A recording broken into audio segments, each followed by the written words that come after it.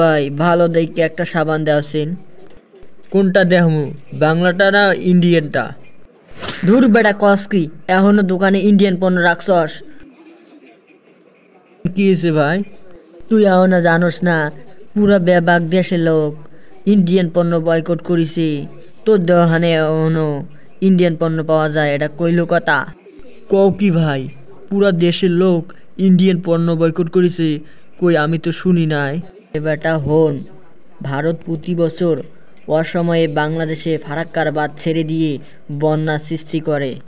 এর ফলে বাংলাদেশে অসংখ্য অগণিত পরিবার বাড়িহারা, ঘরহারা, ফসলহারা হয়ে পড়ে। আরে ভাইজান, প্রতি বছর তো দেখি দক্ষিণাঞ্চলের মানুষ বন্যায় কাতরাচ্ছে।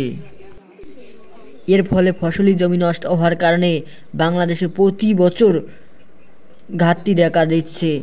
ভাইজান, শুনতাছি যে বাংলাদেশে প্রচুর ঘাটতি রয়েছে।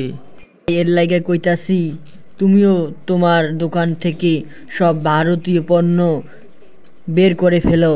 ভাইজান, আমিও আজ আমার দোকান থেকে সব ভারতীয় পণ্য পুড়ে ফেলবো।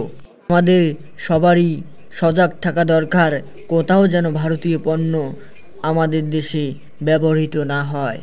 তাহলে ভাইজান, আমি নিজের দোকানে রাখবো না, পার্শ্ববর্তী দোকানে ক্রেতাদেরও আমি ভারতীয় পণ্য নিষেধ করব। আমাদের সকলেরই ভারতীয় পণ্য বয়কট করা দরকার। সুপ্রিয় দর্শক শ্রোতা বন্ধুরা, ভারতকে না বলো, ভারতীয় পণ্যকে না বলুন। ভারতীয় পণ্যকে বয়কট করতে ভিডিওটি শেয়ার করুন।